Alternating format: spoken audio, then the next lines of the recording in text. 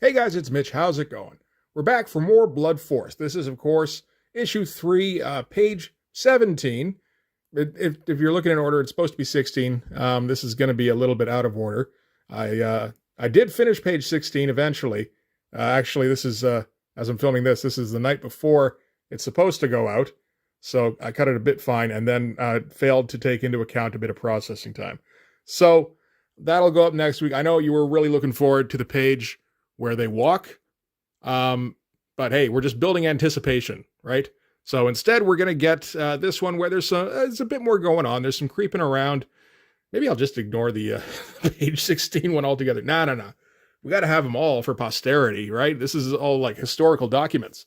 So just before we get into this, if you enjoy the channel, if you feel like you might want to help out a little bit, what you can do is in the description, there's a link to my Patreon. And if you subscribe there, that'll give you access to everything I do, from the Blood Force stuff, the pages in the finished comics, to the YouTube videos before they get uploaded to YouTube, as well as some Patreon exclusive content. So, all right. So the deal on this one is that the Blood Force guys, this is primarily Hawkstab and Maxtremus, who seem like a natural team up. I mean, he's the field leader, she's the diplomat. They're gonna be, like kind of conversing regardless. They have to interface. There's a word. So they've gone through the hearing, I suppose, or the meeting, whatever it was, and they've developed some suspicions about who could be the RoboClone. It's very subtle. It's very good at covering its tracks. So they're having to really work this thing.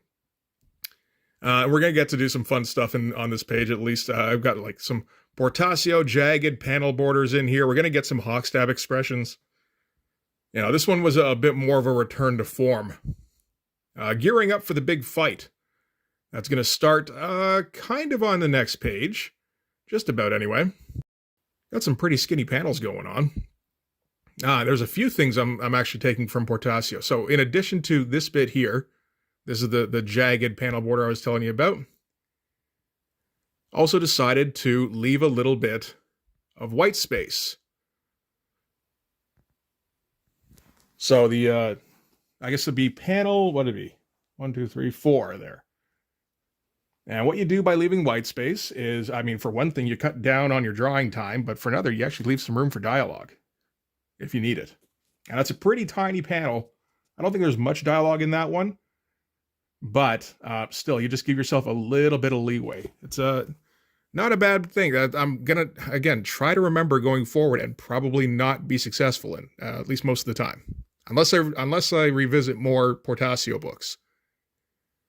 Which is always, I'm gonna see one every 4 weeks on the current schedule, so that's something.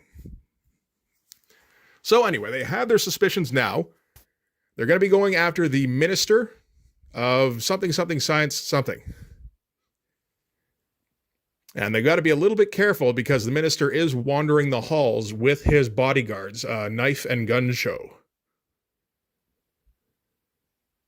And you may be wondering, because these are such iconic characters that naturally you know who I'm talking about as soon as I say those names. You're wondering, why is Gun Show called Gun Show? I haven't seen him, sporting any guns. I've seen Knife holding his knives. That's like all he does so far. Well, that'll all be revealed in time. And this is it's a pretty fun panel here, actually. This is one I haven't really tried before. It's the kind of silhouette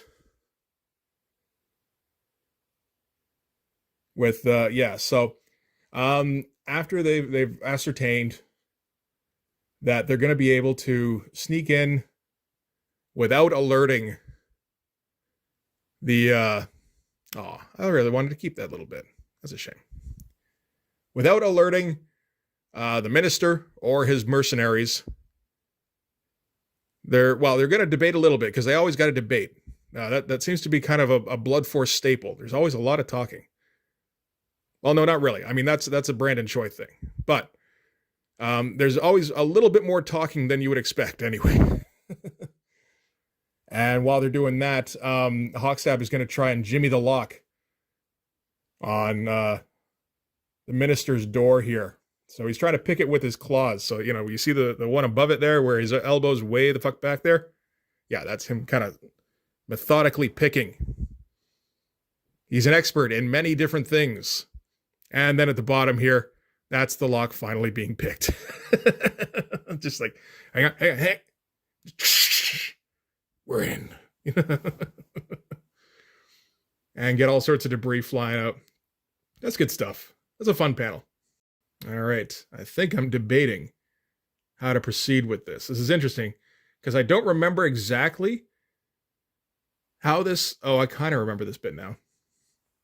I think I decided this needed to be way closer up. There we go. That helps. Yeah, actually put in the panel borders. Why not, right? Yeah. Okay. So now we're getting somewhere. I believe I'm using my pencil sharpener as reference. Oh yeah, like how do you hold a pencil sharpener? That's probably how you hold a doorknob. Trying to cut down on the moment-to-moment transitions.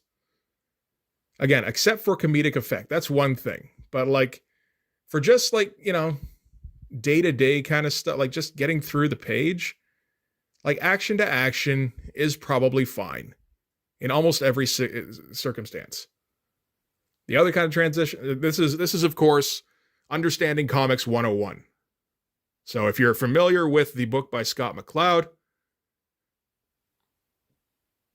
moment-to-moment transitions are like the difference between, it's very minute changes from one panel to the next. Action to action is what it sounds like. So guy walking versus guy reaching for a door handle, or turning door handle actually would be more accurate. And he's got a little bit in there with the study. It says, in like moment to moment is strong in European comics. Like it's got it's very often used in those as well as Japanese comics. Not surprising with the whole decompressed thing. Action to action, that's where you find that in like Kirby comics. And again, not surprising. All right, we're making some pretty good progress here. We got 3 panels done already, I think. Those are kind of the easiest panels, and that's generally how these pages go for me. And there's benefits and detriments. Because I mean, if you get the easy ones out of the way first, then it's like, okay, well, hey, at least I've gotten a lot of work done. So I can go, okay, not much to go, and it's a little easier to maybe motivate. The only problem is that the remaining stuff is generally more difficult to draw, which kind of has a detrimental effect. So look, it's gonna be a problem either way. If I do the difficult ones first and then go, oh, I've only got easy ones left, those difficult ones, like I might crap out before I'm even finished. So it's always kind of a balancing act when you're like motivationally challenged. And of course, always have to look at my back references now, because I'm trying to get that a bit more kind of realistic. Keep using the brush pens, huh? That would have been a good... Okay, at least I'm recognizing when it would be a good time to switch to microns. Maybe not when I'm drawing, but... because I do want to get more of a mix going.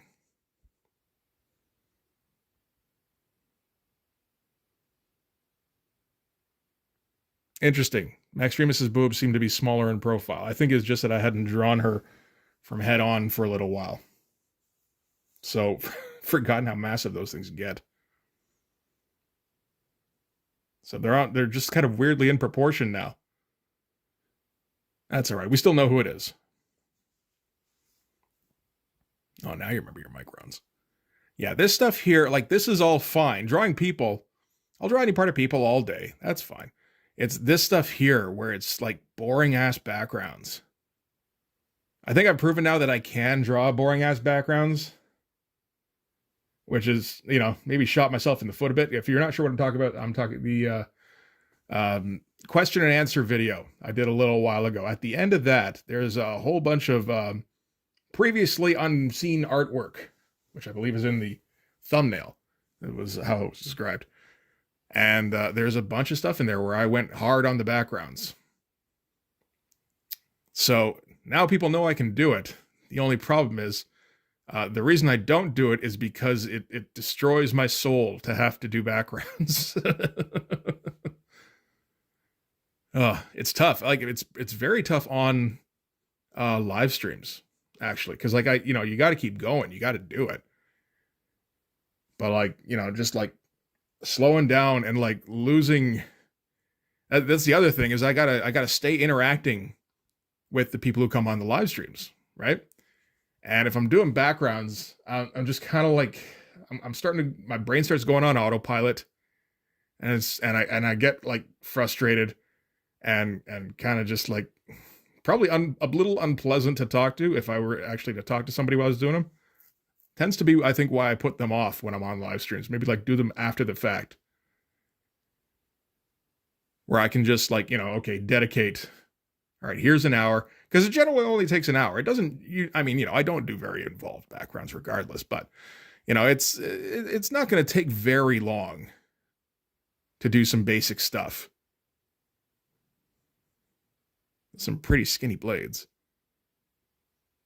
It's funny, you never noticed that stuff at the time. Oh well.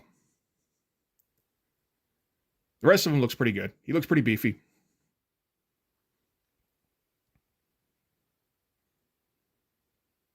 And yeah, like I said, pretty basic on the door here and everything. Did this part okay. Those blades look okay. They do kind of change how they're drawn from like panel to panel. And yeah, he's because this is like one of the fun things about Hogstab is that he's just so unwieldy. Like, you see here, he's trying to pick that lock with the blades on his right hand. He can't exactly reach out and hold the lock straight because the blades would just be like they'd be inside the door, basically. So he's got to try and hold the lock in place with the blades on his other hand. That's working out well, I'm sure.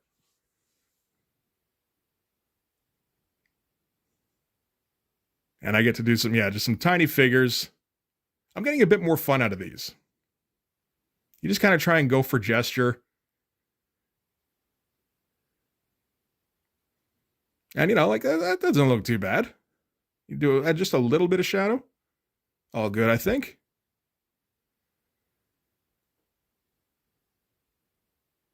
And then Maxtremus, just like try not to make her look too goofy. Or, make her look the right kind of goofy anyway. And I think I completely didn't bother with backgrounds on this one. But like there's going to be like word balloons and shit in there taking up space. So I think that one's fine. Now we just this is kind of, I guess this is a tough panel. But it is largely going to be characters. So not too much of a problem. So yeah, this whole page isn't too bad. It's just a little bit time consuming. I think I went over 5 hours on this thing. What was it running at? Page 17. Yeah, 5 hours, 17 minutes plus 32 minutes for the pencils. Yeah, they're getting a little longer, getting a little bit more involved. Of course, I say that after having done page 18, which took 4 hours from start to finish. So sometimes you just, you get a little bit lucky. That was an easy page, though. And they should be reasonably easy going forward for the next little while, because that's the fight scene stuff. So that'll be fun. But we get more of this goof here. So this is, of course, the Minister for Science something, something, something, who we've seen previously, who is a total cartoon character. And walking the halls with his super-powered mercenaries. So, gun show on the right here, knife on the left. And I totally see these guys as a wrestling heel stable. So you got like the tag team here. These guys aren't tag team champs. These aren't Demolition or anything like that. This is like some lower level tag team. Like the Rougeaus. Something like that. And yeah, so which makes the guy in front their manager, of course, right? Who's the Rougeau's manager? Was it Jimmy Hart? Feels like it might have been.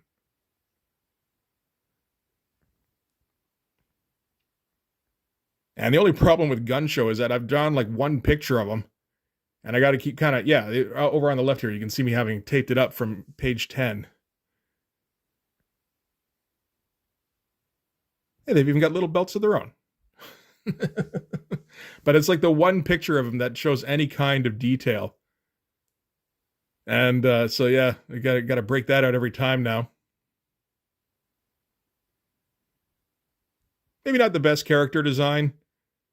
Like none of these character designs are that great. I mean, like, you know, they're based off of like 93, 94 image designs.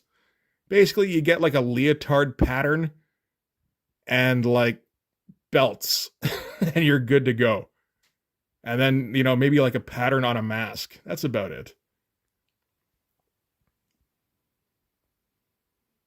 Decent rendering, though. Some all right stuff going on in there. And we will not see Knife or Gun Show fighting in this issue. That's not the deal. That's for issue 4. Pretty early on. There should be quite a bit of fighting, actually, in issue 4.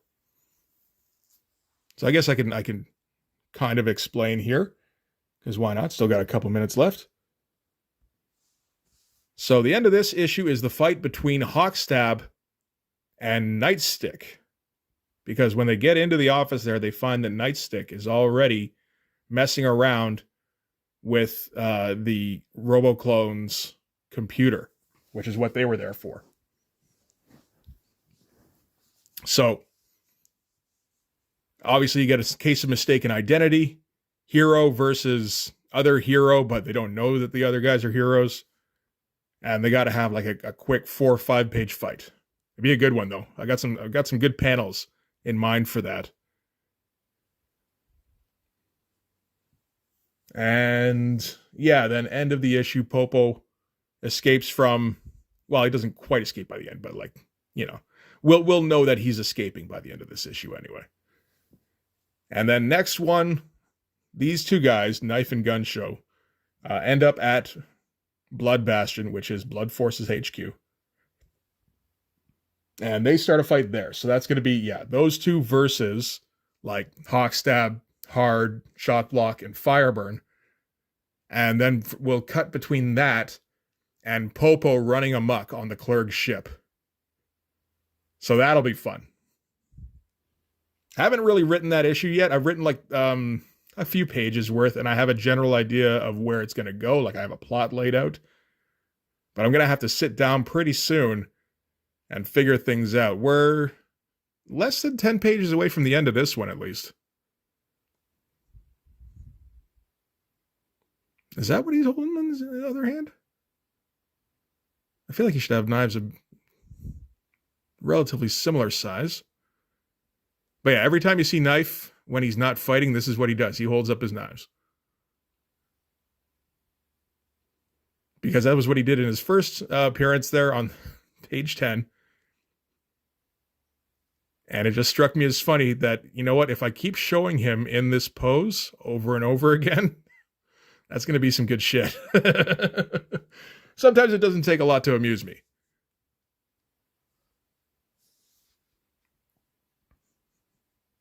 But yeah, they all look pretty good. I like the thickness on the outlines. Just a little bit of background here. Oh, greats. Always with the greats. Get Hawkstab watching, checking to see that the coast is clear. And I think I gave him a little bit of a Captain America boob shelf. Just peeking out. So he can't just peek his head out. It's like most of his torso.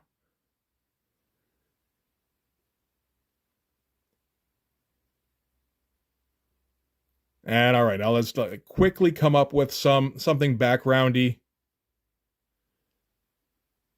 Just about there. Oh. Oh, what could that be? Oh, dear. It's a vent. That was a bit of an olive branch, that vent. And that's the only kind of branch you'll see in Blood Force. All right, so that it was page 17. That's a pretty good one.